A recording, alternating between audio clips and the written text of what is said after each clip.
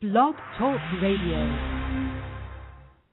Om Shabbat Shalom, Holy Way of the Most High.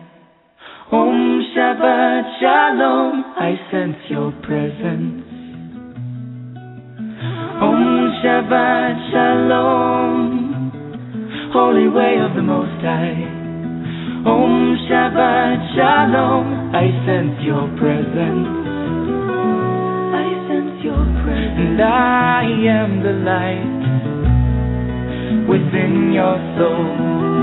In the essence of truth and right, love makes the circle whole. And here we stand in line, waiting for some sacred sign. But to find the balance is the purpose of this time. To restore the balance of the universal mind. And in the presence of my Lord of light and love, everything I see aspiring to be free. And when I call to thee, and come on bended knee, surrender to the all-pervading light and love. Reflections of the one surrounding me with love. And I sense your presence. I sense your presence. I sense your presence. I sense your presence. Within and without, above and below, yeah. East, west, north, and south, I sense your presence. Without and within, below and above, yeah. East, west, north, and south, I sense your presence. I sense your presence.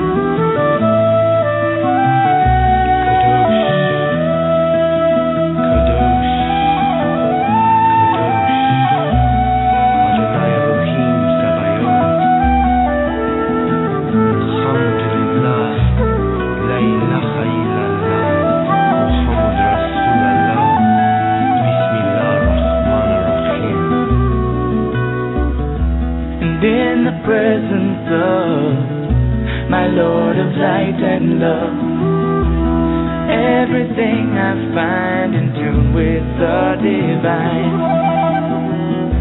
And here we stand in line, waiting for some sacred sign. But to find the balance is the purpose of this time. To restore the balance of the universal mind. And I am the light within your soul.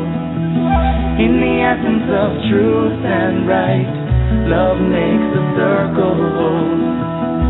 And when I call to thee, and come on bended knee, surrender to the all-pervading light and love. Reflections of the one surrounding me with love. For to find the balance is the purpose of this time. To restore the balance of the universal mind. And I sense your presence.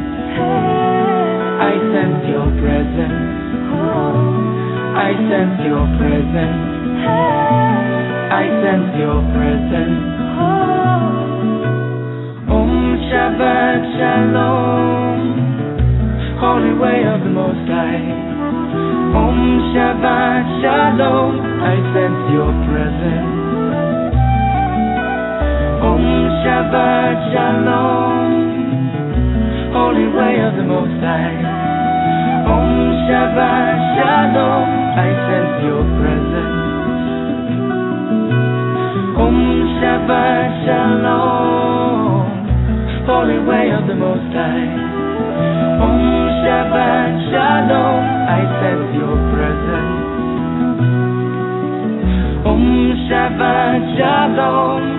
holy angel of the Most High. Om Shabbat Shalom, I sense your presence. I sense your presence. Well, thank you for joining me tonight here on Activating Compassion in the Midnight Hour, although we are running a little bit earlier than normal tonight. My name is Jessie Ann Nichols George, and I am your host tonight.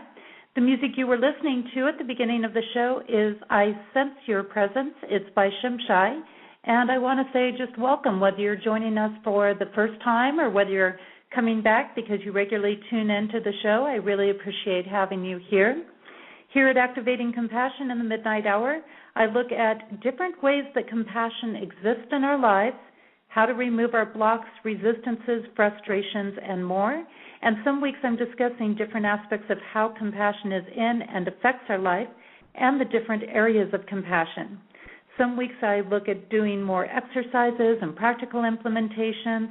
Sometimes, actually a lot of times right now, I've got guests that are coming on the show so that you can learn more about their work and how other things complement and work with compassion. And I'm going to be highlighting some different musical artists along the way as well. Some nights are call-in coaching nights, and these are nights where you can call in and share what is happening in your life, and then I'll work with people live on the air to get through things and make breakthroughs, answer questions that you have. And just remember, when you're sharing your experiences and you're asking questions, that's also going to help other people, because chances are somebody else has got a question that is similar or much like yours, or they know somebody that's going through a similar thing. So your questions are going to help other people as well. And what I want to do is I've been getting some questions, actually, in the last week about people. They say, I want to know a little bit more about your work, Jessie. I want to know a little bit more about how your work works. And some of you are, I'm sure, very familiar with Janiece. She's our other female host. She's our female host on the flagship show on Wednesday nights. And Janiece just had a birthday a couple of days ago on the 13th, and she says, please, please, please do a reading for me on the air. And so I thought, well, I'm going to kind of tie these things together a little bit. As some of you know, I call myself an integrated development specialist. And what that is I'm incorporating a lot of different areas and practices into the work that I do with people. So I got some information from Janiece and that I could use to do like a little birthday reading for her of what's coming up in the year. And even though she couldn't listen in live tonight, she goes, just do it and I'll catch it on the archive. So that's what we agreed to here.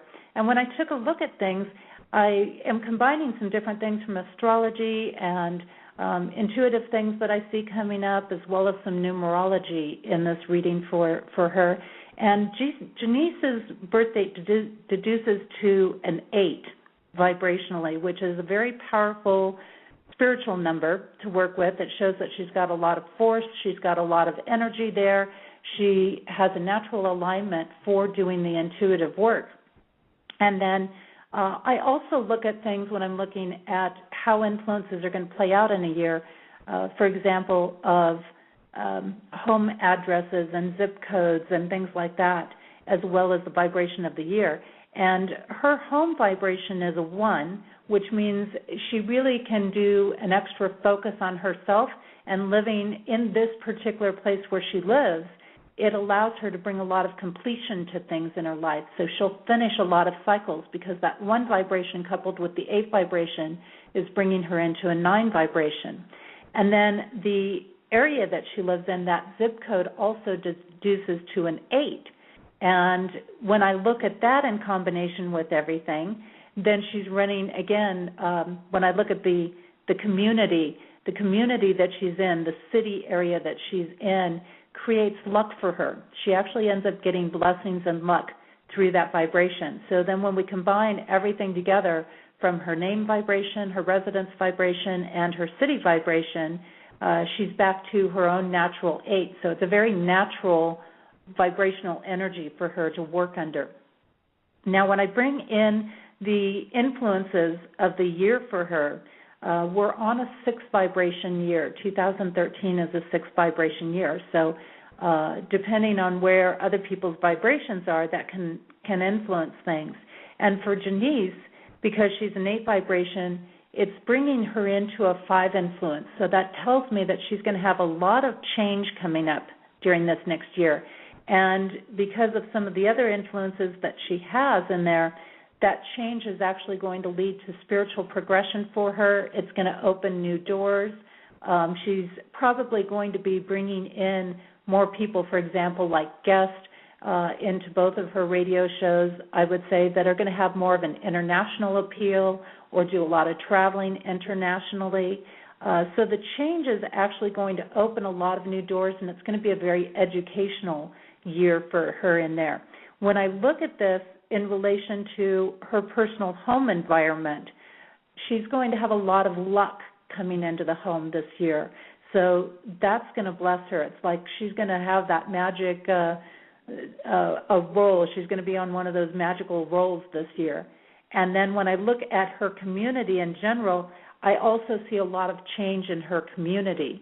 So that change is going to be a transition that's going to bring in more cultural events, possibly more things that bring in more diversity and changes again for the better. So that's my reading for Janiece tonight. Happy birthday, Janiece, and hope you're out there having an amazing dinner.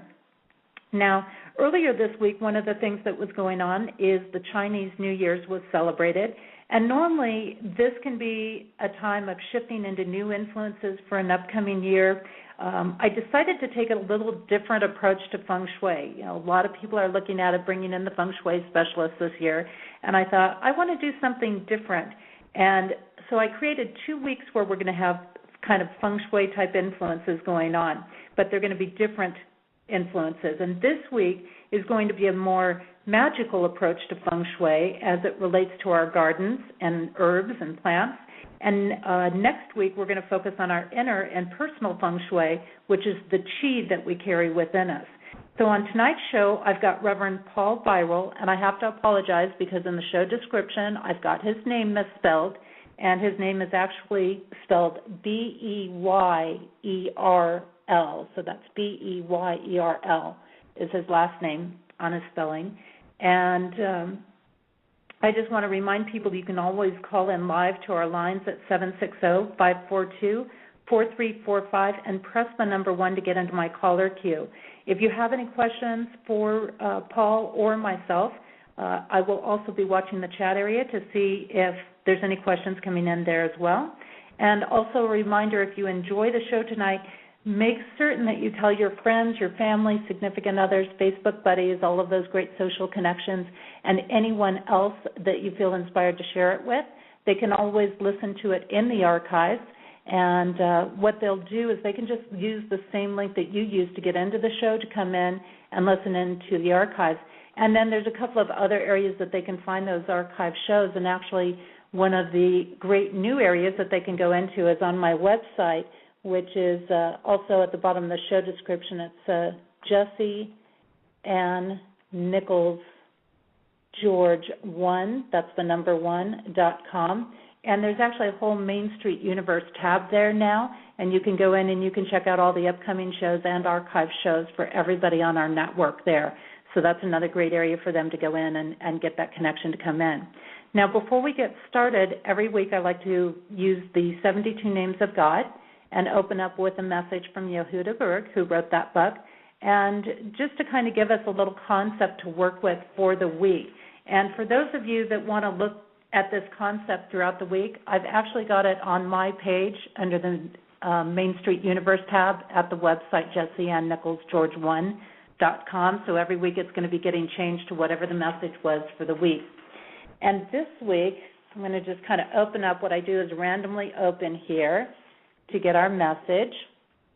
And this week's message, or the name of God that we're working with this week, is on recognizing design beneath disorder. And it says here, there are no coincidences in life, no chance encounters, no random surprises. Whatever happens, happens for a reason. So when our world feels out of whack and we just want to scream, this name is our fast track to structure and serenity. And let's see here, it goes on to say, not a single blade of grass grows without direction from a higher power. Like an immense computer, the Creator's light processes, calculates, and accounts for everything through the law of cause and effect. When we react negatively to the apparent sudden chaos of life, we deny the underlying design of purpose of creation. Our attitude prolongs the madness, but the moment we recognize and accept hardships and all chaotic circumstances as opportunities for spiritual elevation, pain and doubt quickly disappear. We alone determine the rate at which our turmoil and pain pass.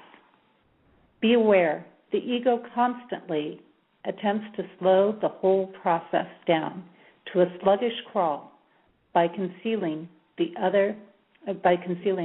order and the cause of the chaos in front of our eyes.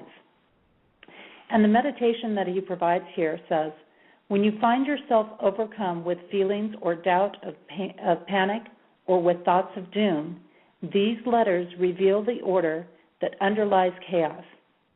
You become enlightened to the Creator's master plan as it pertains to your purpose in this world and to the problems you face.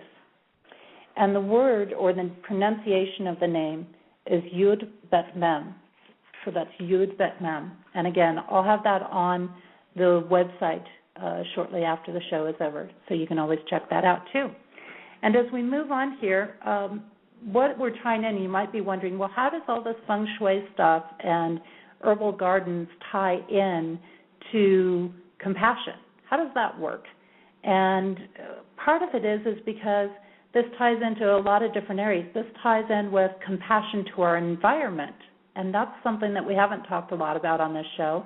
And the compassion with our environment means giving all life forms the opportunity to be in their full potential. And that's one of the things that Reverend Beyrl will be talking about tonight, is getting things placed in the right place, getting things where they can thrive instead of just survive, where they have every chance. And as we open that up, that's a compassion that is about caring for another life form that we don't necessarily think about. As we do that, we're also benefiting ourselves and others, because when we allow something else to thrive, we're also going to improve our quality. So, for example, with herbs or gardens, when we allow our plants and our food sources to thrive, we're going to take in some better energy. And that just brings me to some of the other concepts that I have to share, a little something to think before we get totally going and started here tonight. Is it possible that plants, like people, have personal relationships? All basic things being equal, such as light and temperature, will your plants do better in some quadrants of a yard than others? And oftentimes we don't take into consideration that plants actually have relationships, just like animals and people have relationships. And when you bring another pet, for example, into a home, sometimes they're going to get along with the existing pets, and sometimes they're going to fight with each other. And most people don't think about this with plants. You know, for most people, they think, well, if I just give them the right conditions, right, water, sunlight, whatever they need, they'll either grow or they'll die. Now, Paul Beyrl actually specializes in this, and he's an herbalist. He's founder of the Hermit Grove in Kirkland, Washington. He's studied and looked at this very thing. He's found that plants that are placed in the wrong section of a garden or area next to something that's incompatible for it, one of those plants can actually release toxins through the soil and kill off another plant. So this is something we're going to be discussing with him tonight. And this concept really intrigues me because it gets me to thinking about how this can happen not only with plants and animals, but also with humans. And oftentimes we don't even see or understand it. So think about it. If you were forced, for example, to sit somewhere or stand somewhere and you didn't like it, like say you're in an office and you get put in that really cold part of the office or the really hot part of the office and that's just the wrong positioning for you, and you weren't allowed to move, how would you feel about that? I mean, that would be really uncomfortable. And this aspect brings up a concept of fight or flight. So it's kind of like a survival, and most people, I would say, would take some pretty chaotic measures if it was a me or them scenario. Now, nature is a great teacher for us in regards to this, and it shows us so much about ourselves if we're willing to observe and learn from it. And when we look at this energy dynamic with plants, it seems to be no different than other things that we consume. The energy of food within our bodies, its life and what has happened to it, greatly influences how it's going to do in our bodies and thus affect how we are with others and in other situations. So it's a cascading effect of energy that's going on here. And if we take care to make certain that our plants and our things that we grow and consume are given the right conditions, then they can strengthen us. And if we're willing to do this for ourselves as well, I think that's an important fact. So it's a lot of things that we want to consider. So I'm going to give you a couple of questions here to ponder a little bit before we go into break. And that is, are you allowing yourself to continue to create favorable conditions in your life so that you can be your best? Are you willing to set aside being right or wrong and make adjustments so that both you and others can thrive and flourish? And how much more enjoyable would life be for you and others if you cultivate and support favorable conditions? I'm going to take a short break, and when we return, I'm going to have Reverend Beyrl with us sharing his expertise in herbal gardens. And the song that I have for you tonight is called A Walk in Epping Forest. It's by Claire Hedin. She was on at the end of December, and you can always check out more of her work at clairehedin.com. And I've also got the replay of that show on our archive shows, so you can always look at that and check out her work there as well. We'll be back in just a couple of minutes.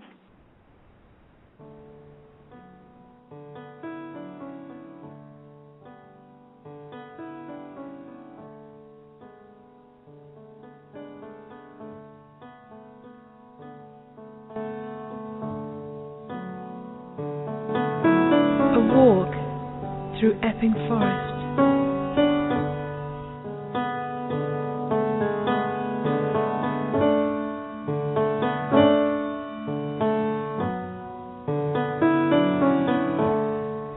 So there I go,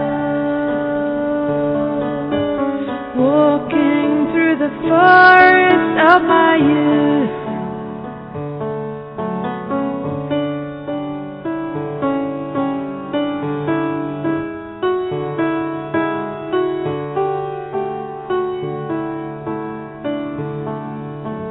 And as my feet go one, planted in front of the other, walking on the pathway, covered in leaves, different colors, different stages of decay, of brittleness, subtlety,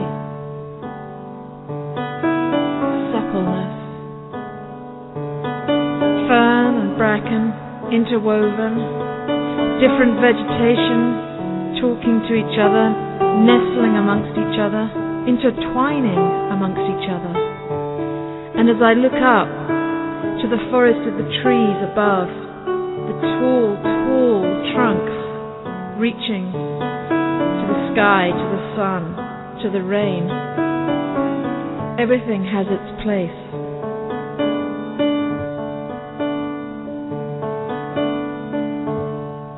The sunlight is dappled across the leaves, across the ground, across my face, my hair.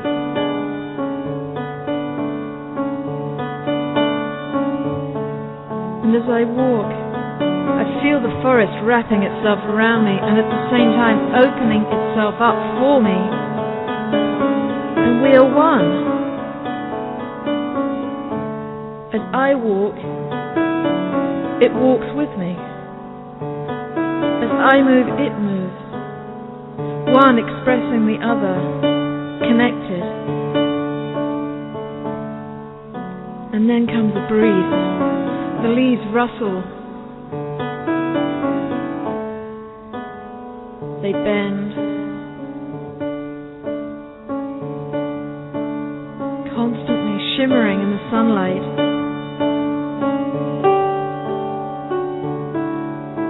The creatures, the little animals, the little insects, everything so populated, so busy, so silent, so loud.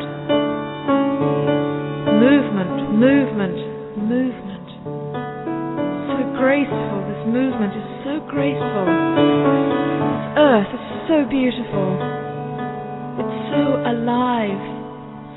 Constantly dying, regenerating, constant motion, cycles of being. And I'm in that. I'm a part of that, not from it.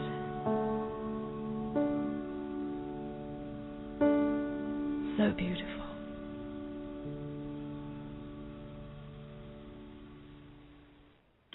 Great. We are back, and if you're just joining in with us, this is Activating Compassion in the Midnight Hour. My name is Jessie Ann Nichols George. I am your host tonight, and we have guest on tonight, Reverend Paul Beyrl. And it's kind of interesting, one of the things that I wasn't able to mention in the show description, Paul is actually one of my mentors. I studied with him many, many years ago for several things, from astrology through dream work, past life regression, herbalism. So a lot of different areas that I worked with him. And when I was talking to him before the show, we were actually discussing, I was mentioning that we had Chris Pensick on recently, and he said, oh, yeah, actually I know Chris, because when I see Chris's work, I also thought of Paul a lot when we had him on, because I was thinking, wow, his style and his structure is very similar to the way Paul structured his work. And he says, yes, he's got an upcoming event, actually, that he's going to be with Chris Pensick. So that's exciting things. And he's also familiar and acquainted with the Grimaces, which we have coming up as well. But I'm ready to bring Paul on here in just a moment. And he is our guest. It's Reverend Paul Beyrl. And, again, I apologize to him for misspelling his name in the show description. It is spelled Beyerl. And he is the founder of the Hermit's Grove, the Rowan Tree Church, the Unicorn Ensemble, the Unicorn Newsletter, the Littlest Unicorn, the Rowan Tree News. He is an author, and by the way, Paul has authored over 30 books. I think it's somewhere around 34, 35, if I counted right from his websites. He's a master astrologer and herbalist. He also is known on aspects of ritual, death and dying, ethics, alchemy, initiation, meditation, and visualization techniques. And Paul also manages a prison outreach program and teaches at 2 community colleges. We're going to be looking at his expertise tonight in herbal gardens. And Paul has authored, like I said, over 30 books on a variety of subjects, from herbs, astrology, the Lothlorien tradition, magic and mysticism, tarot, gem and mineral lore, the Sabbaths of the year, hand fasting, and many more. Reverend Beyrl was actually, like I said, one of my mentors along the path, a very favorable influence for me along the way. And you can actually learn more about Paul and the work that he does and what he's offering at 2 different websites. The one that relates mostly to herbs is the hermitsgrove.org, and that is TheHermitsgrove.org, and then also at the RowanTreeChurch.org. So both of those sites are available. I do see that we've got a caller in the queue, and I'm just going to let that caller know that if you do have a question come up along the way while we've got Paul on our show, just go ahead and press 1, and that'll get you into where I know you've actually got a question for us. So here we go. And Paul, I've got your mic all opened up. I want to thank you so much for being here. You're welcome. It's good to be in contact with you again. It's absolutely a pleasure. I knew Paul, by the way, from the Los Angeles area, and he was coming in and working with another mentor of mine that I was studying with for a while, and a wonderful little shop called Lady Bountiful was the name of the shop. And then he also did some things out of one of the most amazing bookstores, I think, in L.A., which unfortunately closed about a year ago, which was the Bodhi Tree. And we met there, and then I moved up to the Central Coast, and he moved up to the Kirkland, Washington area with his partner, Jerry, and has this amazing herb farm going on. And then I went to Arizona and then off to Utah, so we've kind of been apart and together and apart together. And it's great to be back together. So okay. What I would like to do is to start off with having you share a little bit about your story, what brought you to doing the work you're doing, or maybe what got you started on your journey and how that's been for you. That's almost impossible to answer. It's when I was a child, I didn't have the exact definition, but this is what I wanted to be. I wanted to be a publisher, an author. I wanted to write music. I wanted to teach. I wanted to be a priest. I wanted to live near a wooded area in a small cabin with the same-sex partner. That goes back to when I was about 3 or 4 years old. And today, that's what I have. All of that has manifested in my life. And that's amazing, and I think it's encouraging that you can know so early on in life these kind of details of what you wanted along the way. So why Kirkland, Washington, or what drew you particularly to that area for opening an herb farm? Well, my partner Jerry, 35 years ago, he bought this house that I'm in at the moment, and behind that, about 28 years ago, added an additional acre of land. And at that time, his partner was a man named Sheldon, who was a correspondent student of mine. So our connection goes way back. When I was in Los Angeles, I flew up to Seattle to teach workshops for a weekend, and we met for the first time. And I went back and called Jerry, and we spoke for 6.5 hours, and we're now celebrating our 20th anniversary this spring. Congratulations. So since he had the land, we stayed here. This was the land. This was where we were meant to be. That sounds so grand, but it's the gardens are really quite spectacular. We get a couple hundred people a year that tour them, and they're a large classroom with markers for all the species, and people can learn a lot from the gardens. And I think that's exciting because there's not enough places where people can go, I think, and really see gardens like what you have set up. And on your site, thehermitsgrove.org, you've got a whole map, and then you've got little places you can click and people can see what those gardens actually look like around your property. And there's just not enough places where normally you can go and see these types of things. I'd mentioned that I'm working with a man in the Bay Area, and I'm currently putting things together, and we'll have a new website up this spring. I'm not sure when, but the new version of the garden tour with photos is going to be far, far better. And that's great to know for people. I can thoroughly understand that because I just had to completely redo my own website as well. So I know how that goes of saying, okay, enough's enough, we got to get this going here. But, yeah, you seem to have a beautiful, beautiful property up there, which is very, very exciting. Now, one of the things that you've specialized in that I've always appreciated is the whole energetic side of herbs. And you did a format that was kind of similar to Cunningham's work in a way. Can you...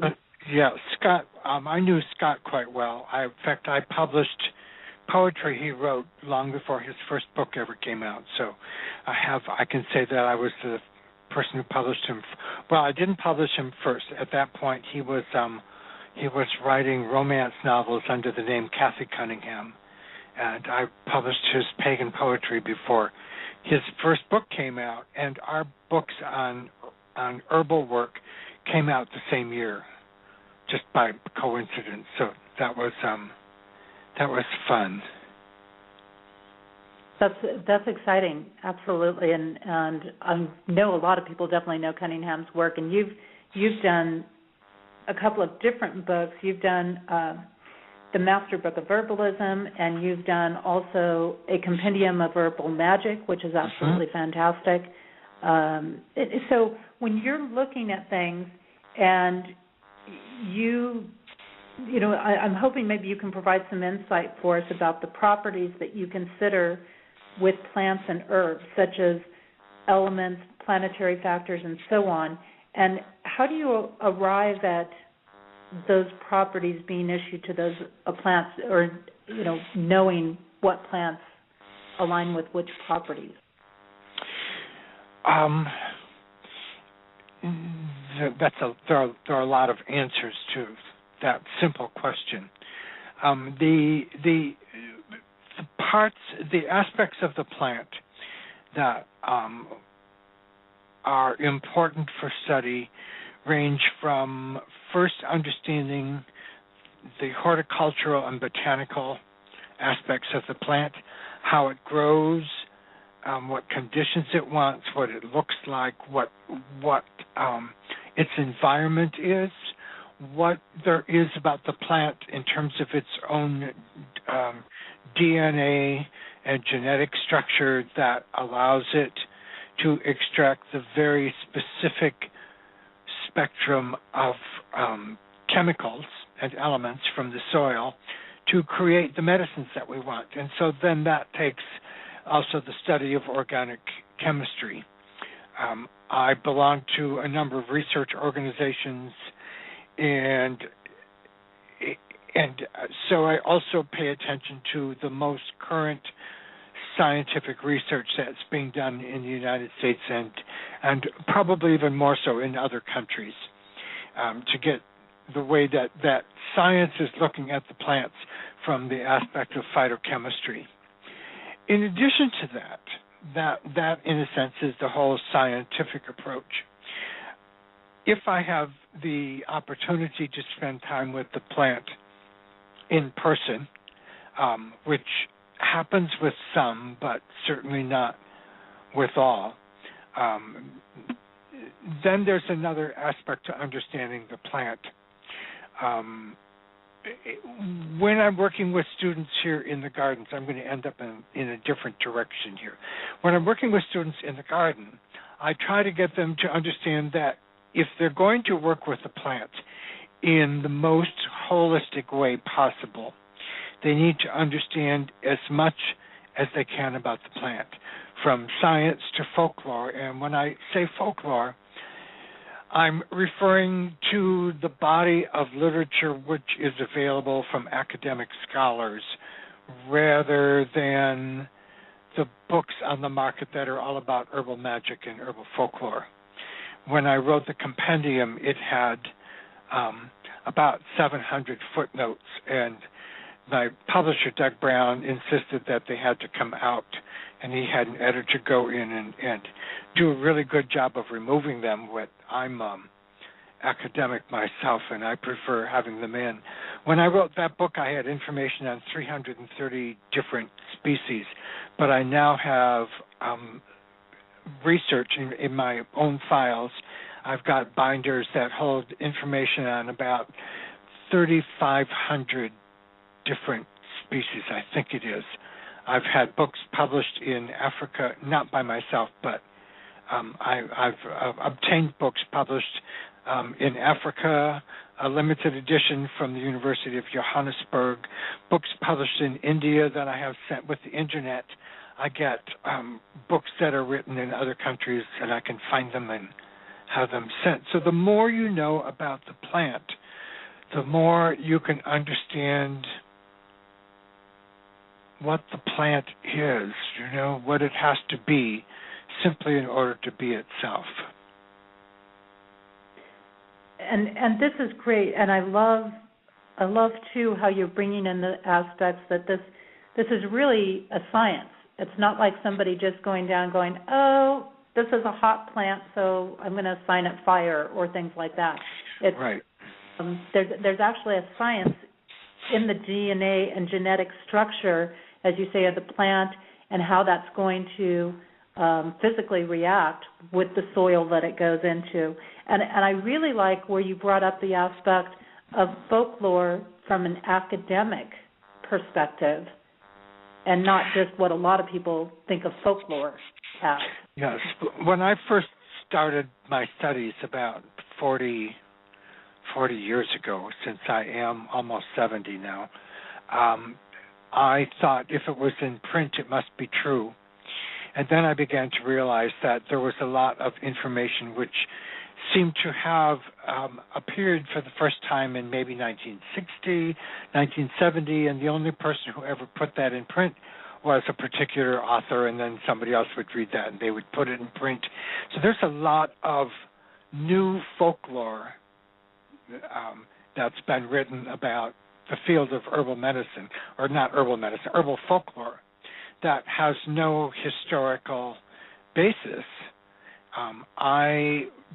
It has to be older than World War II, unless it's information which comes out of, there's a field called ethnobotany, and there's a lot of ethnobotanical research that's been done in the southern parts of Africa, in India. There's a magnificent book in the for the United States by Daniel Moorman, Moerman, called Native American Ethnobotany.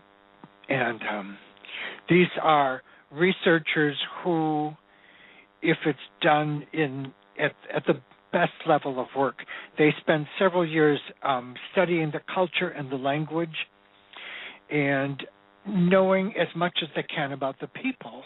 And then they go and they move in and live near them until they're invited to participate, and it can be many years before they have access to the actual oral traditions that are being passed down. And they study how plants are used in terms of medicine and food, religion, ceremony, their magical beliefs, and also whether they're used in dyes for building their homes, just all aspects of how humans interact with the plant world. And it's a very exciting study. And it is, and I love, too, where you brought up this aspect of how the science is connecting with religion or belief systems. And I think that's so important. People think, oh, well, I'll just plant something here because it looks pretty, and they forget about, there's all this whole huge other pieces of things. And fortunately, we have people like yourself who then write a book and just help the rest of us out to make it much easier on us. Paul, I've got a couple of callers in the queue, so I would like to give them a chance to come in and ask questions, if that's okay with you. Yes, go ahead. I love questions. Great. And also, for anybody else that would like to call in and ask Paul questions, you can do that. Our line to call in is 760-542-4345, and you'll just press 1 to get into the caller queue.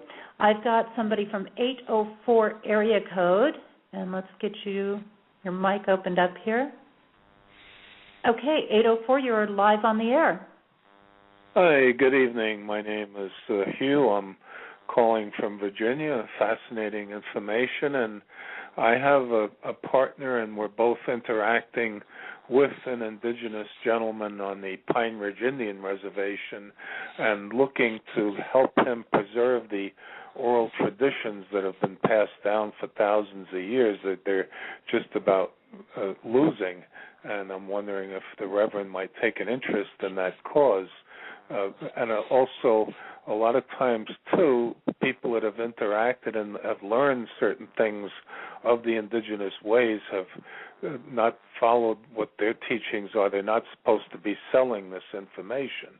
And that's a big, big problem, and there's a lot of corruption in the indigenous cultures in that regard that has to be rooted out and stopped. So again, I just wanted to see if he might take an interest in this particular situation, because they truly know how to heal Mother Earth, and that's what we should be focusing on now too, as we also tap into our unlimited creativity and find new ways of caring and sharing with one another. I'm working on a huge paradigm of bringing spirituality into global economics and combining it with unconditional love, making everything transparent, ethical, legal, moral, and forcing companies to be more responsible for their employees, their customers, the environment, and the community. Okay. Paul. My answer is I would be interested, but my current workload is 80 to 90 hours a week, and I don't have maybe 10 to 20 years left for my work, and it's not possible for me to add any other projects. It's simply just not something that can be done at this stage in my life. Well, just to pass the word along to somebody else, or just because it's a pretty desperate situation they're in, and I'm looking to get his information flowing and plug it in wherever I can. If I can share a website. I would recommend tracking down Daniel Moorman, the author I mentioned. I don't have, there's nothing that I'm able to do, but you need to find someone who works in that specific field, and Moorman teaches at I'm not sure exactly which location, through the University of Michigan, but he's a well-known author, and either he or someone through the American Botanical Council, that would be where you should go. Okay, I'll try that. Thank you very much. Mm-hmm.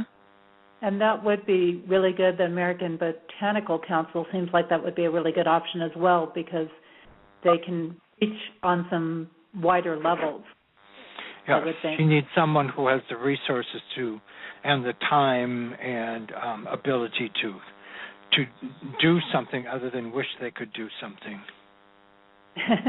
And if people are wondering why Paul's schedule is so full, I mean, not only has he done the huge amount of accomplishments in his life that he does, but maintaining the herb farm certainly takes quite a bit of time.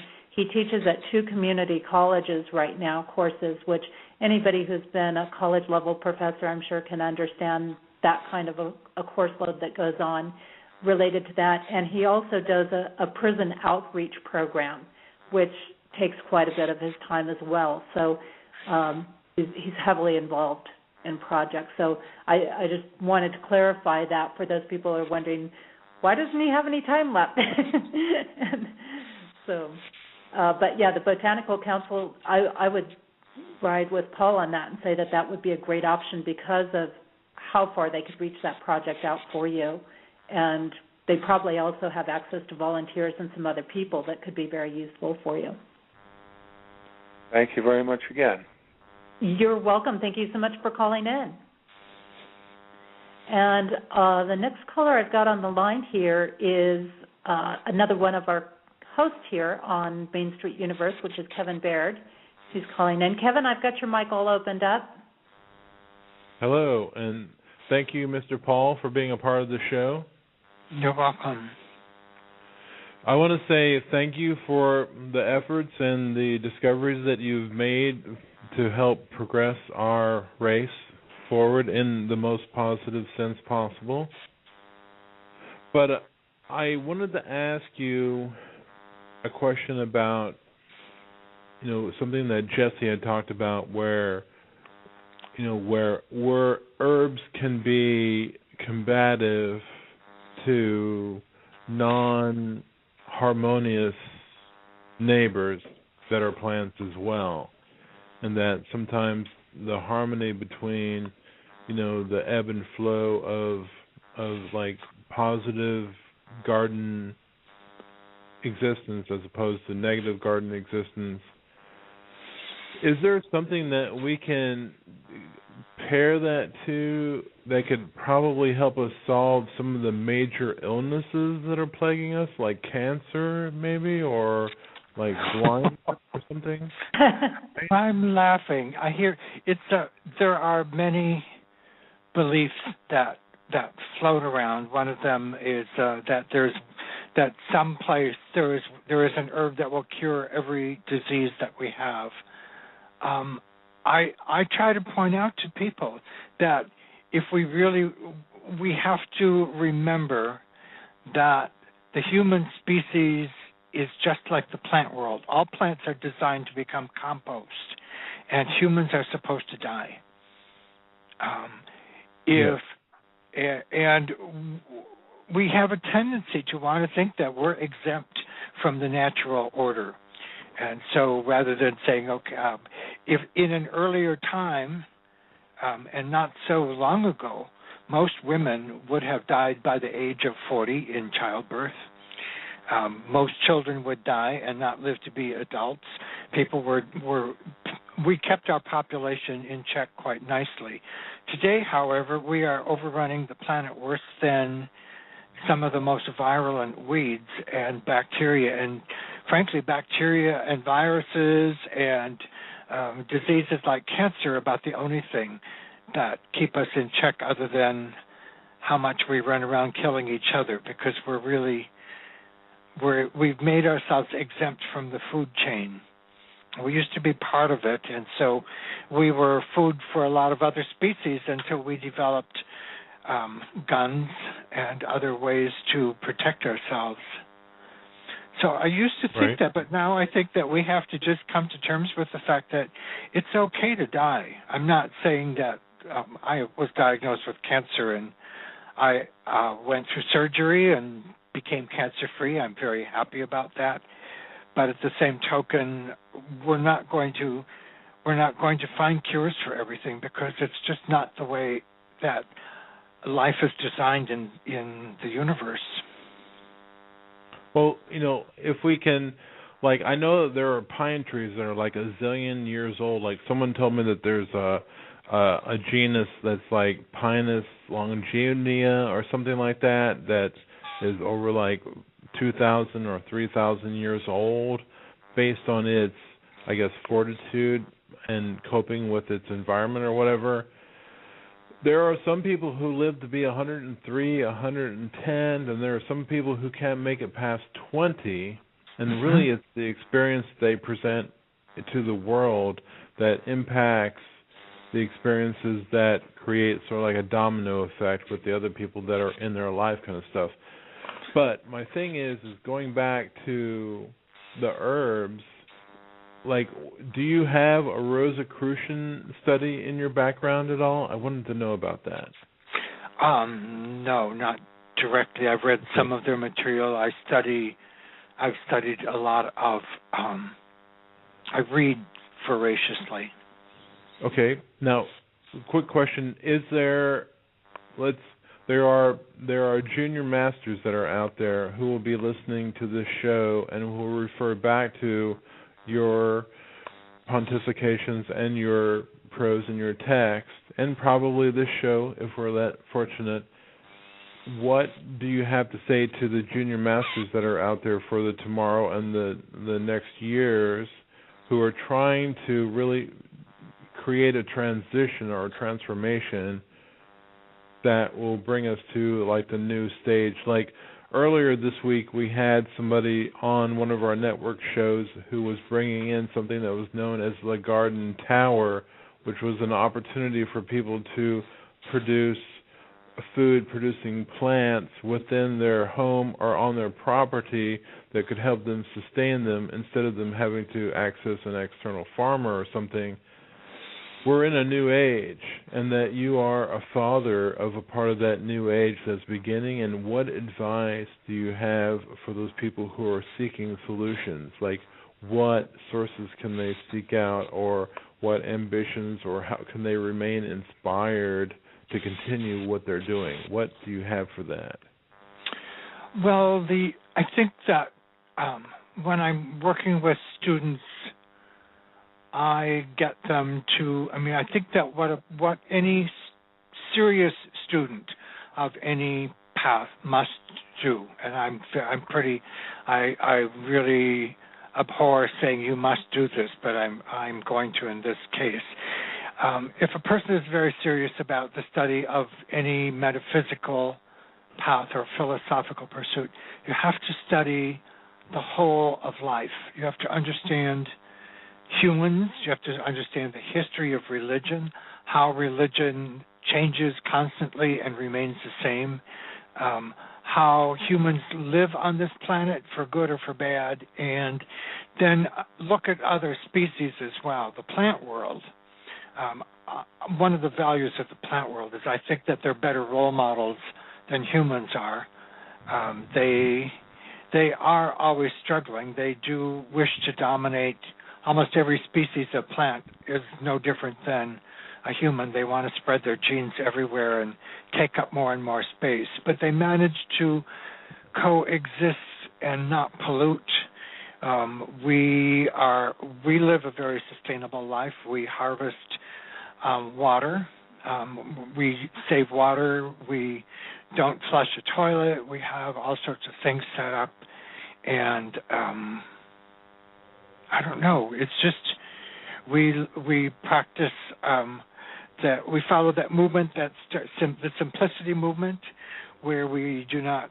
I like shopping and things, but we're very low consumers in that sense. We have one vehicle. We buy a used truck. When we need to replace it, we get another used one. We've had our home paid for 10 years. We could easily have sold this property and done like most humans and trade up and get a great big house with a great big mortgage. And I think it comes down to the bottom line is your value system. You have to follow and live your highest ideals. Because anytime we settle for less than our highest ideals in terms of what we can achieve as a spiritual being, we end up unhappy. Okay, and then just my last question, and I'll let you go. Mm-hmm. You were talking about how you have a reach-out program, or Jesse was talking about how you have a reach-out program or a helpful program that's related to incarcerated individuals. And I've been thinking about how you were saying about something that's parallel to things that I've read before about how human existences are really parallel and mirror the plant existence as well out there. Like you have the sunflower people, you have the daisy people, you have the rose people, you have the Gerber daisy people. Then you have like the Virginia creeper people, or the voracious vegetation that wants to just take over as much space as they can get and to realize as much of the whole of the planet as they can realize. And I was thinking that the people that are incarcerated right now are really just voracious type plants. They might be the Virginia creeper, or they might be the Venus flytrap or something, but now they've been arrested into a frame that does not allow them to expand as quickly as they want to expand. And I need to interrupt because you are making a pretty strong generalization. Okay. The fact is that most people living in this country at some point in time are within just a hair's breadth of ending up in prison themselves. The number of people who have driven drunk, the number of people who, you think of all these things that go on. In this country, the average person believes it's their right to avoid making a complete stop. They get very angry when they have to drive the speed limit. They try to cheat on their taxes. They steal things at work and bring things home. This is a country of lawbreakers. And the person in prison, most prisoners, the vast majority, and I've dealt with many thousands for 35 years, most of them grew up with a value system taught to them by their parents. They watched their mother turning tricks in the next bed. They were beaten by their fathers, all of these things. And so you can't just say that they are a type of person. Most of them, the majority of them, discover life differently. Those that I work with, I'll treat being in prison very similar to a monastic life and see it as a huge opportunity, and they're very grateful for it. There are certainly other types as well, but they're no different than the corporate greedy people who never get caught. Okay. Well, you're helping me with be that. Careful of your stereotypes. Yeah, I did not intend any stereotype. I'm trying to understand it. That's a culture that I have no understanding about. No, people don't. And really, I think that everyone, given that we live in a country that locks up a higher percentage of its population in prison than any other country on the planet, the average person will, in almost every state, consistently votes to lock up more and more people and give less and less money to pay for those prisons. It's a horrible state of affairs. It's worse than the Soviet Union. It's worse than almost any other country, and we tolerate that in this country. And people on spiritual paths, most of them tend to just ignore it and pretend it doesn't exist. So I appreciate your asking your question. I inspire to be better at that. Yeah. I mean, if we look at the prisons, today the prisons, the people going in there to help them tend to be from the very fundamentalist religions, either Christian or Muslim, because it's a right place to make converts. And as long as the rest of us ignore the people in prison, the prisons are going to turn out people that we don't particularly want to be turned out of a prison. And but I think that's a whole different program. Whole different realm, and there's certainly, I know, Paul, 10, 20, 50 shows I could easily do with you, and I know that where Kevin was going, and I'm actually finding this very interesting that it took this direction, because I always let my shows kind of go where they go, even though we might start one place and finish back at that same place and come that full circle, just like life. But you bring up such a good point there that a lot of judgments are made on people, and I'm always telling people, they say, well, how can you love that person or have compassion for that person that's in prison, for example, for murdering somebody? And I say, because there's so much more to the story than what we can see with our eyes and hear with our ears and what the press reports. And the thing that most, I just want to say, when you mentioned the murder, most prison employees, and I agree with this totally, I am far more comfortable with someone who's committed a murder than I am with the person who steals all the time for drugs. Because the murderer makes one mistake in a fit of rage or passion, and they're unlikely to ever do that again. But the people who are unable to get past their addiction to meth and crack, as soon as they're out, they almost always go back to drugs because, well, first of all, we do almost nothing to rehabilitate them. And so they're much more of a risk.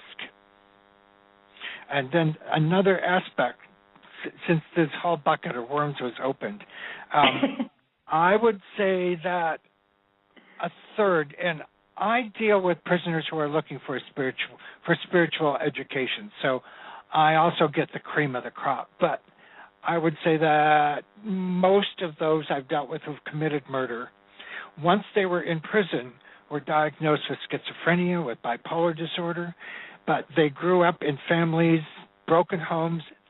They had no money for good health care, which if you don't have wealthy parents in this country, you don't get health care. And so they didn't know that the voices telling them to do what they were doing, that was a mental disorder. I mean, the incidence of mental illness that puts people in prison is very high. And if those people had treatment, they would never have done that. They would not. And that's not all of them. And I don't even want people to think I mean all, but there are a lot of them who fit this that I deal with. It's quite amazing, really. And it is, and this kind of, it ties back in, and we can kind of circle back around a little bit here. That's your job, to get us there. It's my job to get us there, and I'm pretty good at that. But what you're bringing up comes back to some of the original concepts and questions that I was posing with people, which is the fact of energetics, the energy, the vibration, the feelings, the emotions. And just like we have feelings and emotions, plants have feelings and emotions, it seems to me, at least in my opinion. They feel better in certain environments, like you say, because they have the right physical conditions.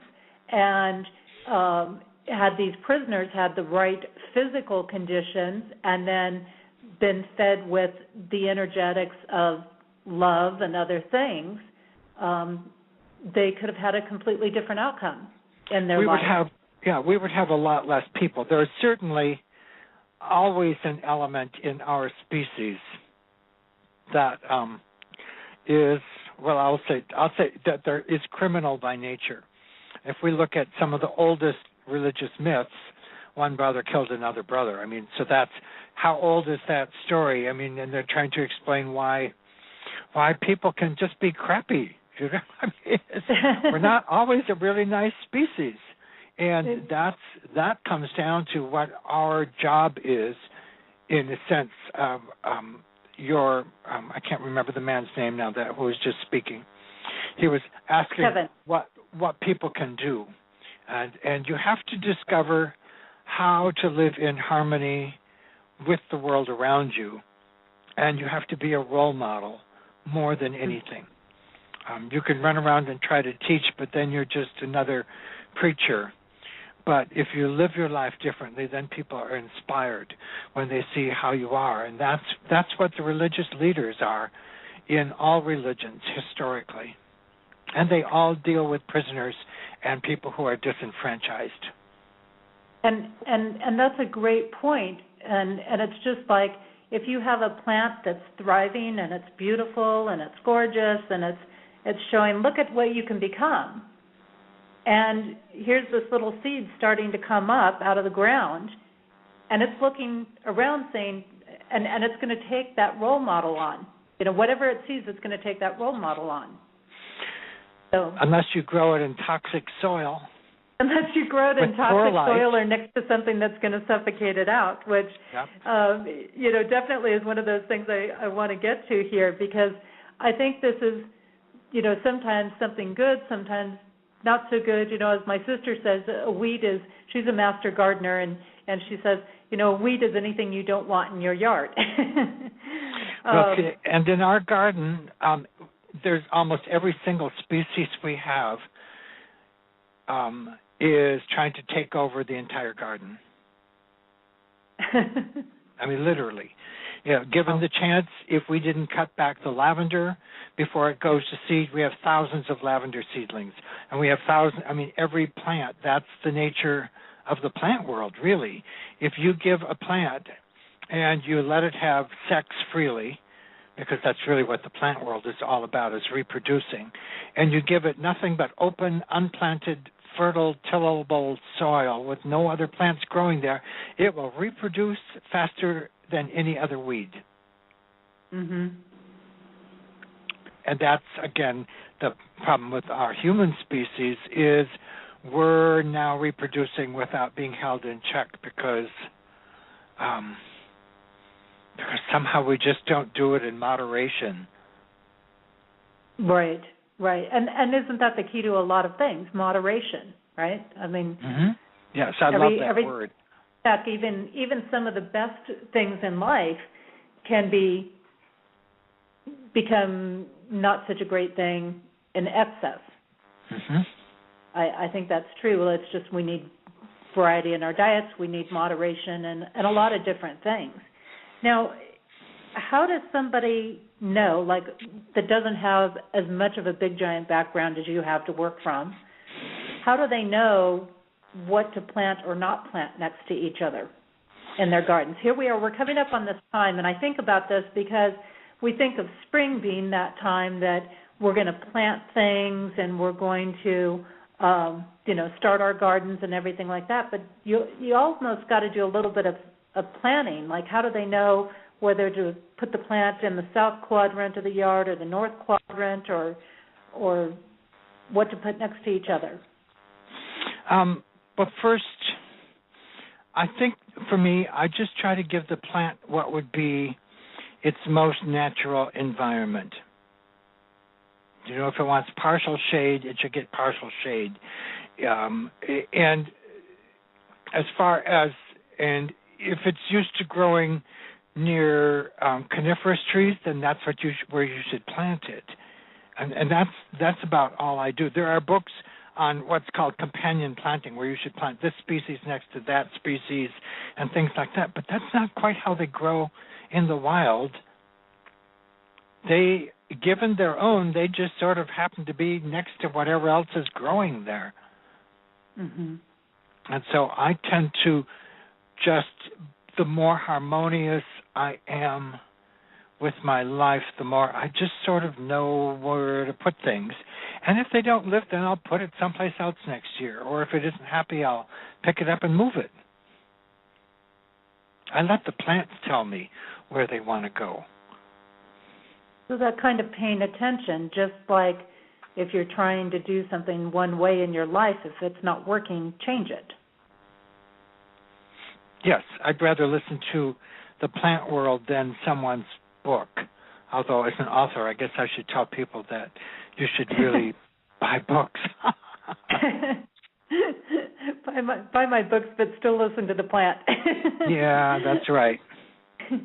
And I think that is great advice, really looking at what is natural, because I think we've run into so many different things with seeds blowing in, traveling on car tires, things like this that bring things that aren't natural to a region into it. I have some interesting things about that, too, because many of the plants that we consider indigenous actually aren't indigenous in the first place. They've just been there long enough that we forget that they came over with the first peoples that crossed over out of Asia. When they came over thousands of years ago, they brought plants with them. And today we look at them and think, oh, these plants they were here before the European, I call it the European invasion, when our ancestors all came over. They were here before then, and so we think, oh, these are indigenous plants.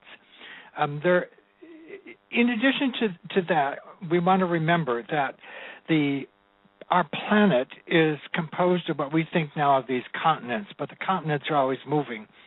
And the top scientists that study plate tectonics currently believe that there have been 4 or 5 times that all of the continents were pushed up against each other, then they separate and move around again. So there are times when all of the species can easily wander all over the place. So even at that, when you think about that, and then you realize that, I don't know how. So I'm just never completely sure anymore just how indigenous species are, because even with herbal medicine, the oldest global trade that we had was in spices and herbs, and people were always eager to trade those with people who lived someplace else. I don't know that anymore that just how old, how long it's been. Plants have always moved wherever they want to. They travel with birds. They get eaten by bears, and then the bear goes out and does what it does in the woods. I probably can't use that word. But so plants have always been freely moved from one place to another. There are a lot of birds that can fly vast distances across the ocean. There are creatures that will eat. Will have something that will. Well, let's see. So you're in Utah. Mm-hmm. I'm in southern Utah now, so I'm at let's about imagine that there's 6,000 some feet of bird elevation. there's a bird that lands outside your bedroom window, and it eats something that's got seeds in it, and it can fly all the way to the coast, And when it lands on the coast, it gets eaten by a seal, and those seeds are in the seal, which gets eaten by a larger fish, which now swims to Asia and defecates, and that gets washed up on shore, and things start growing. Mm-hmm. It happens. Not quite that literally, but seeds can survive amazingly well. And so they float, they get carried by birds. So I used to think, that I used to have a different view of plant species. Now, when I look at it, because I measure time in a far larger scale than a human life, and plants they migrate around this planet far easier than humans ever thought of doing, up until we developed the combustion engine and air travel and land travel that way. Now we move around pretty easily, but plants just go wherever they want. And I think, too, some of the interesting things that we have going on with the shifts of temperatures and climates and everything like that, that's probably also going to change what turns into being indigenous somewhere, because it might be indigenous for so many years under one set of conditions, and then, another set of years down the line, it's going to change because the climate has changed in a given area. Climate's changing a lot. We're already seeing many species are dying off at lower elevations and now living at higher elevations. We have insect species moving up here that used to be found in California. My sister in Minnesota says that they've got something that is infesting their gardens that they've never seen before because it's now living further north than it used to. We've really tipped things off balance, and I don't know that we're going to be able to get it set right. It's one study that I read said that even if we stop producing all emissions that cause global warming, it would continue to warm. What we have in the air already the climate would continue warming for 200 to 300 years before it would stabilize and potentially start to cool down again. That's a long time. Yeah, it is. The oceans right now are in very dire trouble. I think with that concept, that doesn't mean that we shouldn't seek to obtain balance somewhere. No, it means we should be working harder than ever. Mm-hmm. And when our politicians put it off and say that we shouldn't do this because it's bad for business, the voters, we live in a democracy, and our public is so complacent. They just, as long as they can do what they want and buy what they want, they just don't give a rip for the next generations. Really, they say they do, but they should have voted half the politicians out of office, but they just let it happen. And only a few weirdos like us complain loudly. And thank goodness for the weirdos that voice themselves up a little bit. Yeah, it's true. Things. And I've got, Kevin had another question which he typed in the chat room, and I think that's also and another one that I'm going to bring up because it was triggered during some of the things you were talking about with the seeds and everything. But he was wondering how you felt about the introduction of the new life forms to the U.S. For now. He says some see it as bad, but is it bad? The genetic engineering? Is that what he means? Kevin, do you mean genetic engineering? We'll see what he types in here. Are you talking like GMO stuff, or is it just talking about like little snails and things like that? No. Okay. So he's typing here, so other life. So I guess like snails or birds or snails, he says. Well, it's the way that let's see, if plants and these other species were moving to new locations in more natural ways, it would happen very organically and very gradually. but with human interference, it happens in ways that throw things out of balance. So it is not something I'm happy about. I don't know that we can change it easily, not without a lot of cost. And this is not a country that wants to spend money on things, not when it's taxpayer money. We just don't want to pay for anything. And I would say an example of that is like down in Florida, where they've had these other species showing up, and they're just consuming and taking over everything. Oh, it's everywhere. It's everywhere. The Great Lakes are having problems, the Mississippi River. I mean, rivers everywhere are finding other species. They have to try to keep people from moving their boats without looking for different types of things that attach to the boats to get carried from one place to another. It's no different than people carrying viruses on airplanes. Right. I mean, we cover a lot of distance today, and we carry a lot of baggage with us in the very literal sense. And up until, maybe 100 years ago, humans hardly traveled around at all. And so everything could just stay in their own neighborhood. And the movement and the change in temperatures and the change in species traveling around was very gradual and very organic.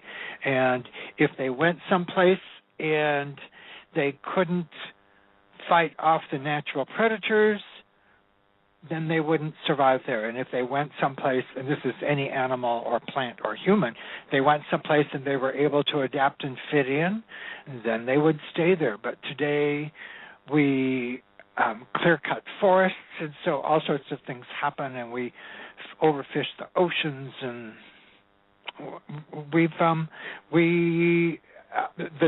the negative aspect of the human race has been devastating. The positive aspect is breathtakingly wonderful.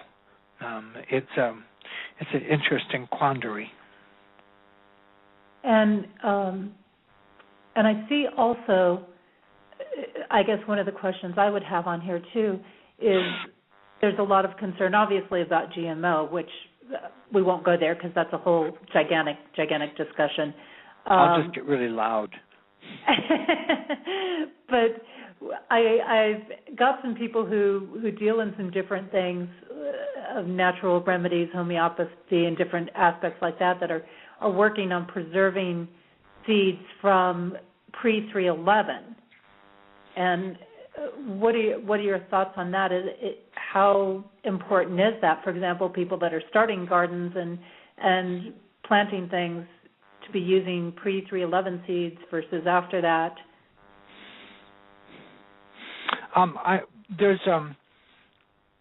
The largest seed bank is the one in one of the Scandinavian countries. I can't remember which one right now, but they have the largest seed bank. They maintain as many different seeds as possible. They're stored at very cool temperatures, and to me, the most important aspect of preserving all of the species and having seed banks, even more than planting heirloom, is to maintain diversity.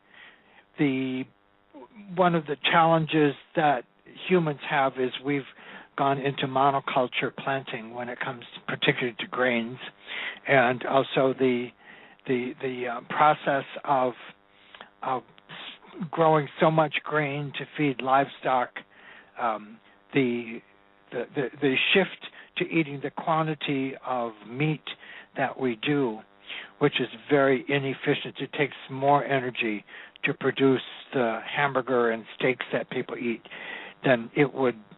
It just doesn't make sense. And so now it's being done by growing primarily one strain of wheat, one strain of corn, all these things, and that's a very unhealthy. It's just very unhealthy for everything. It's just that's another whole topic that people write volumes on. Mm-hmm. So I'll stop. that is one thing too. Is we want to be open, I think, to that. Definitely the diversity of grains and seeds and things like that, but also probably giving some heed to what might be considered contaminated from things. So there is some value in paying attention to obtaining seeds from different seed banks or things like that, so we can keep some of this diversity going. Well, definitely. I think we need to have diversity in all aspects of life, because that also, when we use nature as a role model, that's what we find is just this huge diversity. We've lost a lot of species in the last century, but we find that in an ideal life we would be living with people who have a diversity of income, a diversity of religious belief, a diversity of political belief, as long as they're tolerant of each other. But we lose diversity when we lose tolerance, and that applies to plants as well. People are intolerant of anything but a nice, perfectly shaped apple. They don't want to buy one that might have a little bruise in that's grown naturally and organically. They want it's funny, it to look... I have somebody that I know, and he'll go to the farmers markets, and he says, I want all the bruised tomatoes, like all the ones that don't look pretty, he says, because they're the best ones. That just reminded me of the, is it the Statue of Liberty, give me your poor, your that's what this country was founded on, though. And it is interesting. And I think things. That was the original Christianity, was accepting the poor and the criminal. And somehow we just lose sight of everything. And it kind of it had a point that I was going back around to. We'll see if it comes back in my head, but it kind of goes back around to paying attention. For example, in your yards and your gardens, what's in harmony? You know, what is there? What is in that harmony? What is in balance? And if it's struggling, move it and shift it. Oh, yes, yes. I'm not sure if this is Kevin that's calling back in again or not, but I've got somebody from 618 area code, so it could be him. Let me open up this mic again. He likes I don't give him a chance to finish his questions. 618, you're on the air. Hello? 618 area code? You are on the air. Uh-oh, you've left him speechless, Paul. We're going to mute the mic back up here, and if they pop in with a question, we'll come back and let them jump back in here. So that was kind of interesting. So definitely, I think that's the thing is there's the question button back up again. Is looking at those things and realizing that some of the best things don't always come in the most perfect-looking packages.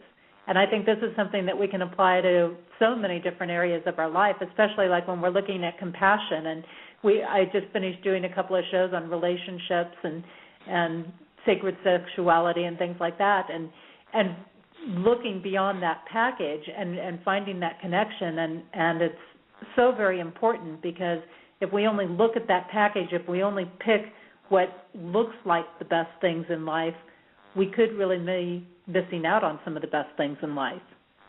So let's try 618 area code again here. Your mic is live again, 618. Hi, this is Kevin. I hadn't pressed 1 to speak to the host. I was just going to listen to it because I'm out in the garage trying to get some stuff done here also. But I was listening to him, responding to the invasive species that are coming into the country, and that there's no way to redirect or divert that away from us. So we're in a coping kind of space right now. So the things that this invasive species, be it the ball python or some kind of plant kind of life or whatever, or even like the moths that are killing the pine trees in Virginia area, we're now having to have to cope with something that's going to cultivate a negative, but there's a potential positive as well. I'm looking for some kind of inspiration that can help us really cope with adversity and give us some kind of hope. What's your guidance on that? Well, let's see.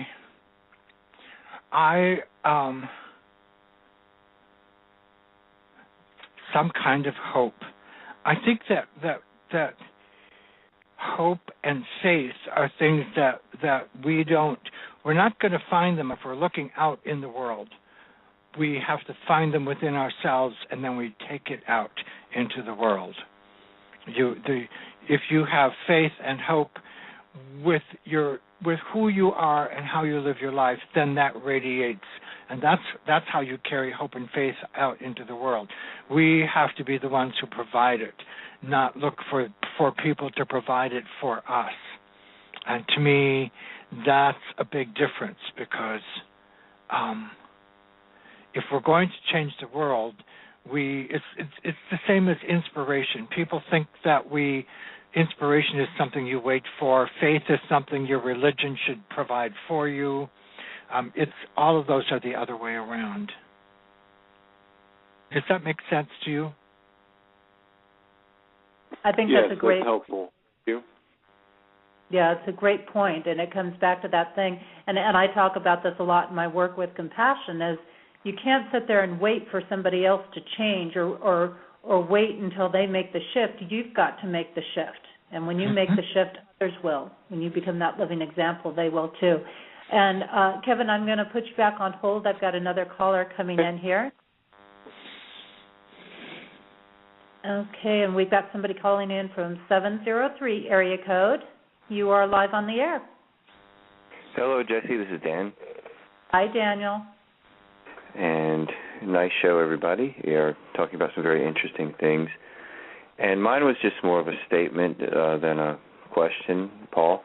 And that was, a while back we had on our show someone who was an expert beekeeper talking about the disappearing honeybee population. And basically everybody thinks it's a mystery that they keep looking for this answer for, and it basically all comes down to just that they're not being raised properly by the commercial or the corporate beekeepers. So I wanted to agree with your point about how if you give somebody a label like, criminal or something like that, and if they're treated poorly and if they're in a bad situation, then, of course, what will come out is someone that may, commit a crime, or in the case of environment, bees with weak immune systems, plants, if they're not treated or put in a proper place, not yielding or just getting toxic or toxically affecting the ones around it. So I think there's a lot of stress, a little too much, on pointing out genetics and things like this, when really environment and how things are treated mean so much into how things turn out. So it's something that I like to say a lot of, if we can find a way to inspire ourselves to have a life economy versus a death economy, to where we just science can work with nature. And so my statement just is, I'm disagreeing with you in that how things are treated, their environment, it depends on, the potential for how they turn out. And then I'll just let you go from there. Mm-hmm. Since you brought up bees, as we have a lot of fruit, we can 200 to 300 quarts of homegrown organic juice every year. So we're very dependent on pollination. And we have a lot. We have an abundance of bees. We have honeybees, lots and lots of honeybees every year. They're not ours. Honeybees travel 5-10 miles from a hive every morning. We have literally tens of thousands of minor bees that now live in our gardens. They've taken up residence. They love the stone paths. We have a lot of pollinators all the time. And the bee population, certainly commercial bee raising, where they stick them on trucks and haul them all over the place. It's very stressful. But even apart from that, bees, when you look at a suburban area, which is the way most Americans live, even a farm home, mostly it's all green grass. It's not there's that absence of diversity, and bees thrive on diversity. They need all sorts of flowering things everywhere, not just sterile. A lot of ornamentals that people grow are grown from seed that's not able to reproduce, and so that's not really a good source of food for the bees either. Bees want flowers everywhere, whether it's on weeds or trees or everything, and that's another aspect of the bee, where the bee populations are really struggling, is we've taken away everything and replaced it with camelons from coast to coast. That's another and monoculture, which is even a more extreme version of what you're talking about, just trying to grow one thing in a vast environment. And there we view them, as he said in his movie, our guest, a canary in a coal mine. They're little warnings to us as well. Because we have a lot of canaries out there, and they're all doing poorly.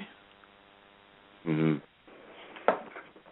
All right, well, I just wanted that just means that we have to keep ourselves motivated. Absolutely. And there are answers out there. There are people doing really interesting things, and we can't let our fear always make decisions that have us with the old models.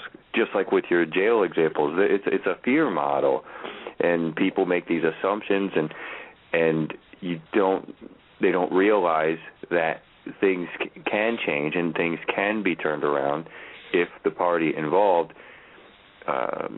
whether it be the bees or the plants or the people, are treated differently in the first place and had the diversity of things that they need in the first place. It's not perfect. When we lose diversity, people become very fearful of anything that is not part of their own monoculture. Yes, I agree. And as protective as that could have been in a tribal model for societies, in a state of civilization and in a world that's ever, smaller, it's time to not take the fear mentality towards things. I don't mean to confuse things too much by throwing the fear word in there, but I think you understand what I mean. You're making that fear safety decision. Oh, take that and, this is what we're used to. This is the decision we're going to make. This is how we're used to feeling, that false sense of protection or that false sense of that we're in charge of things. We can take control of nature. We don't have to be at war with nature all the time. We can work with it. But we're almost still thinking back to when, like you said, we could be eaten. We used to be on the other side of the food chain. Well, we don't have to always still be combating against the forces of nature. But we also didn't have glasses. When you think about it, if you reached a certain age and today we get bifocals, in the past we would walk off a cliff in the dark. It was very simple. Yeah. There were different ways to get rid of us. And it happened all over the place. Then we reached a point where we could start carrying light around. We could carry flame in the dark. That changed things amazingly. Just that very simple thing, to be able to carry fire safely in a container that wouldn't go out. Once you were a mile from home, and then the fire goes out and you can't see, then you're stuck. And right. What I would like to see eventually in the future, I know I'm being very idealistic here, but I'm not necessarily comfortable with talking about, okay, more of us need to go kind of a thing. There's too many of us pesky human parasites. I like to think of it more of that we can look inside, use our creative minds, go ahead and continue having lots of human babies, but find sustainable ways to be able to reuse the Earth resources better. I know I'm being idealistic here, so hang on. To where I've even heard people say, okay, maybe we can then build a city underwater. Jacques Fresco, I don't know if you're familiar with him, had talked about things like that. We can use our intuition and our creativity to, if we're still breeding a lot and still living long lives as humans, still find ways to have science that works with nature to sustain us as well as nature? I think it's possible. I'm not sure that we're moving in the right directions necessarily quick enough to keep up with our population expansion, because it's very stressful for the planet. I mean, and in that sense. But my solution to everything, my ultimate non-political solution, is what I call a well-placed asteroid, because it's happened before. It's nice and quick. It's apolitical. Dinosaurs. It clears off about half of everything, and science shows that the growing season starts to return to normal in some places within a year, even after like the great one in the Yucatan Peninsula. That's pretty impressive. And in nature, there were always things that gave us a fresh start. That's one of the things that we've done we've gained so much control and stuff, is we've also sort of removed those great cosmic erasers that gave us a fresh start every so often. And I'm not saying we need to have them, but we haven't. You're saying they're productive. They were very productive, yeah. They kept things in balance, and that's an aspect that we've lost.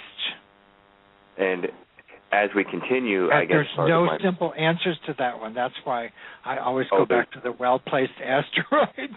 Yeah, right. There is no simple answer, and I admitted I was being very idealistic there, but that's what I like to feel inside is possible, that we can reach inside and find ways to say, okay, we get hit by a very large asteroid every, I think they say 12,000 years. That's pretty frequently. It is when you think about it. Yeah, and so in that sense, that might just be what it takes. I mean, that's a natural thing, I mean, really, if we want to live harmoniously with the universe, well, that's what's happened for a very long time. What if it hits mostly red states? Well, I don't know. We hold we have an annual retreat every year, but every third year we go and spend a week at Yellowstone. And so there's a supervolcano. That's another way that it can happen. Every so often when a supervolcano goes off, it accomplishes the same thing. So there are many forces way beyond human control that happen so infrequently we forget that they're still going to happen. Right. Then, of course, there's the other one you mentioned earlier. A little new virus comes out, or I mean, that's a real normal thing. But we lose perspective. We measure everything in terms of my lifetime, with a little bit of my ancestors and what I can see into the future, and that's all that matters. And we forget how inconsequential we've been on this planet until the technological revolution and industrial revolution, I should say. That's what really tipped the balance. And I remember, forgive me, I don't know the exact group, but I remember a Native American saying what they plan for is 7 generations. I can't remember either, but that's it's one I've heard repeated a few times. It's a 7-generation plan. We forget that we're not gods. It's not our job to be immortal. That's the realm of the gods. And even in mythology, the gods don't last. They're always getting killed and eating each other. That's true, and getting into all kinds of trouble. Yeah. And even the universe, we've got black holes. I mean, death is so normal, and we forget that death is just so normal. And I'm not saying we should all go out and die, but just accepting it. I mean, personally, I believe in reincarnation. I know it's subjective to whoever you're talking to, I guess, but.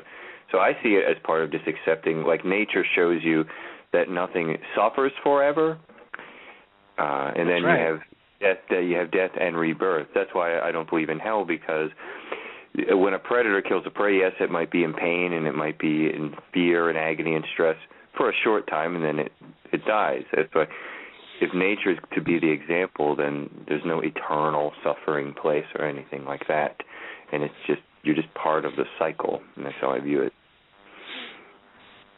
But thank you very much. I'm going to go ahead and let you guys go. Great, thank you for calling. Mm-hmm. Get it. Okay, and so, you know, and all these concepts that we've been talking about, it really kind of comes back to one of your main themes, Paul, which is that moderation. And if we don't moderate ourselves as humans, then something's going to come along to do that for us. If we don't look at creating diversity, whether it's in our yards, within ourselves, things like that, then something's going to shift. We're either going to create extremes that we don't want to be in, or something's going to shift to create diversity, like the spreading of different seeds from different areas. And I think that's such an important thing to look at. And when we look at that expanding out in the bigger picture, as you've talked about throughout the show, having diversity of people around us is going to help us grow and thrive and different things as well. Along the way, we talk about the bee populations needing that diversity. And I think on an emotional and a mental and spiritual level, we need that diversity around us in our yards and our gardens and our surroundings, and that's going to affect us on, I would say, like an emotional level, which then in turn affects the emotions we're putting back out to those plants and other people and things in our life. So it just kind of seems to keep cascading and cascading. And Paul, I want to give you a chance to get in anything as far as websites go, any projects that you're working on, anything that you want to kind of give a little plug on here that you're doing? We have, let's see. So we have our basic websites. We have our basic Facebook pages. We're on Meetup. I've got 12 books in print. I've been working on, my current book is on death and dying. I've been working on it for 25 years. I will probably have it done within the next 3 years. But I also would say that I now publish my own books, so they never get promoted. They're just they're done for pleasure and for our students, and then they're so they never make a splash. They're just gentle, like a plant, you know. Yeah, like a plant. My projects, let's see. My projects are primarily that the Rowan Tree and Hermit's Grove are able to have a good transition of survival when I run out of time, because I've been telling people lately that I must be like a cat. I've lived with HIV for 25 years.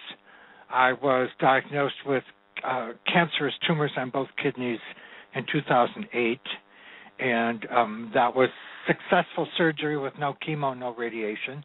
In the process, a blood clot caused my spleen to almost explode inside my abdomen, and then there was another miracle. Then there was the miracle that got me a pacemaker the weekend after I moved more than a ton of rock by hand, literally, and all these things. So I'm just designed to keep working for a while and finish still got stuff. More to share with us. Yeah, I've got undone things, but I want to get my book on death and dying done before I die, because it would seem really way too ironic to have someone else write about my death when they finish my book for me. Exactly. I can completely see that. And just to remind people again, the websites for Paul are the rowantreechurch.org and the hermitsgrove.org. Paul, again, is based out in Kirkland, Washington, and I believe you're still offering up, am I correct, Paul, where people can buy some of your herbs, like in dried form and things like that? Yes, we have a mail order business for dried botanicals, and it will be finally within a couple months. People will actually be able to place an order using the website. I just haven't bothered with that previously because I just would still believe that people would see something and be willing to put a stamp on a piece of paper, but that's where my age shows. I have to tell you really quickly, I honestly thought that at my age I would be able to live without email. It's email. You know, when you think about it, it only took about 2 years for email to go from a curiosity to a necessity in our culture. It's scary. It went, yeah, it was very fast. It was very fast. And, I mean, and I love my well, I should say computers in the plural. We have 4 of them. I carry my laptop all over the place, but we still don't own a cell phone. So we have limits. We are moderate with our technology devices here. I'm proud of you for that and keeping that. And but Paul you know, I have to add one quick thing too about cell phones for me personally. I was working third shift back when answering machines first became available for home use, and I discovered that I no longer ever had to run and answer the phone when it rang. You know, the message would be kept. It would be there when I got around to it, and I'll be damned if I'm going to get a cell phone because I can't go without waiting to get the message later. And we should take that lesson to heed. You know, if we can't wait until a couple hours later to get the message, then or to talk on this. Take a look at our life. Yeah, I mean, I was liberated when they invented the answering machine, and I will hold on to that liberation. Well, Paul, I really want to thank you here, and I encourage people to go to your website. Be patient while it's getting revised for Paul there. Well, the old one's still up. And I mean, so yeah, it's still there. But if they check in again in a few months, it'll be a new, glorious, upscale version. It's the basics are there, and I really want to thank you so much for taking your time here to be with us tonight, Paul. It's been a gift and a pleasure, and I'm so happy to be reconnected with you. Thanks, Jesse. Thanks for letting me ramble all over the place. That's my favorite kind of interview. We'll come back and let you ramble all over the place some more. I'm sure we can absolutely do that. Oh, good. Thank you. We like to do that here. Well, I've got a few things I need to get in here before we close out tonight. Next week, I've got Stacy Hall on my show. She's going to be discussing her Chi to Be program, so how to generate that inner Chi with it, and that's going to be the second of our shows here, kind of focusing on Feng Shui. Also, as a listener, either live or in the archives of Activating Compassion in the Midnight Hour, I'm offering 50% off of half-day and full-day coaching and energy alignment sessions through the end of this month. You can send me an email to Jessie@JessieAnnNicholsGeorge1, that's the number 1.com, to get more information on this. And you just need to contact me by the end of the month, February 28th. We can schedule the appointment for later, but you need to contact me by then to take advantage of it. And in addition to that, because I'm really wanting to help people get going with their processes and getting things happening in their life, you can also email me. I'm doing free ebook versions of my books, Activating Compassion and Activating Compassion in the Midnight Hour, through the end of this month for you. And also want to remind you again, we have several shows here on Main Street Universe throughout the week. Wednesdays is our flagship show with Daniel and Janiece. Monday nights is Kevin Baird with his Horizon Oracle Journeys. We've also got Darren Bouquet on Sunday nights, who's sharing his psychic reading gifts. Tuesday nights, we now have Mary Phelan on, and she's also doing various different things. So, again, check out the Main Street Universe section on my website, JessieAnnNicholsGeorge1, that's the number 1. It's at the bottom of the show description there, .com. And it's got all the hosts on there. It's got all of our shows, our times, all the archives are there. So go in and check it out, even little personal pages for all the hosts here. And you kind of get to know what's going on and check out those shows. It's a lot easier finding the shows that you're looking for in there. And I just want to say this is Jessie Ann Nichols George. Thank you so much for being here tonight. I look forward to seeing you back here next week as we delve more into Activating Compassion. Don't forget that if you've enjoyed my show this evening, you've enjoyed listening to Reverend Paul Beyrl tonight, share it with others. It's going to be available in the archives at this same link or on the website at www.jessieannicholsgeorge1.com. Just go on into my page there, and it'll have the archived show. And I'm going to leave you tonight with the song Yearning For, also known as Over and Over by Shem Shai. And I hope everybody has a fantastic week. I look forward to seeing you back here again next week, right here on Activating Compassion in the Midnight Hour. And if I could see what makes me blind, I would soar to the edge of my mind, and to touch what seems unreal, just to show you the way that I feel. And we are in time with time, one with the season of change inside. And we are in tune with the tune, caught in a balance of sun and moon.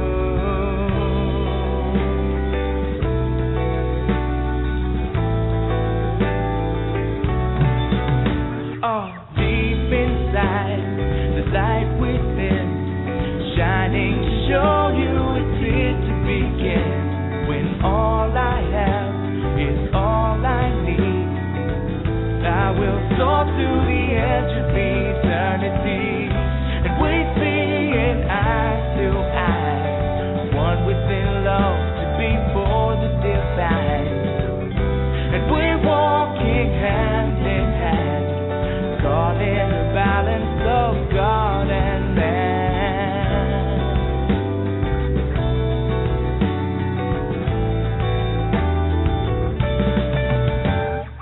Over and over, life is your lover, learning to walk just a little bit slower, whispering secrets that you can't keep it. No turning back now, this time we reveal it. One to another, all will discover the essence within the most beautiful lover. Time is still turning, the love is still burning. Deep in your spirit, your heart still yearning for.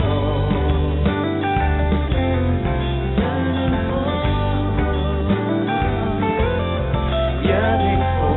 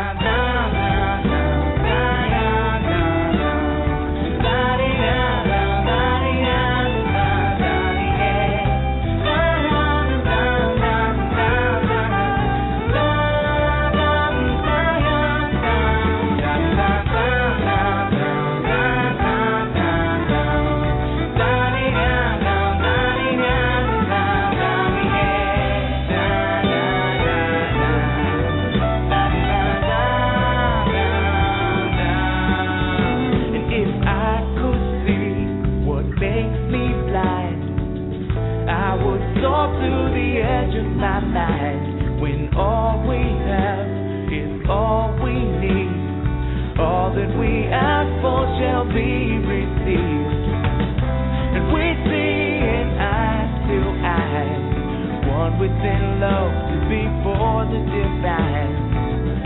And we're walking hand in hand, caught in the balance of God and man.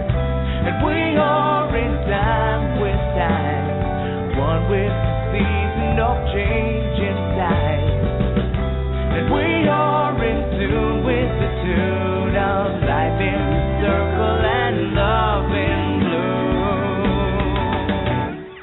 Over, life is your lover, learning to walk just a little bit slower, whispering secrets that you can't keep it. No turning back now, this time we reveal it. One to another, all will discover the essence within the most beautiful lover. Time is still turning, the love is still burning. Deep in your spirit, your heart is still yearning for. Over and over, life is your lover, learning to walk just a little bit slower,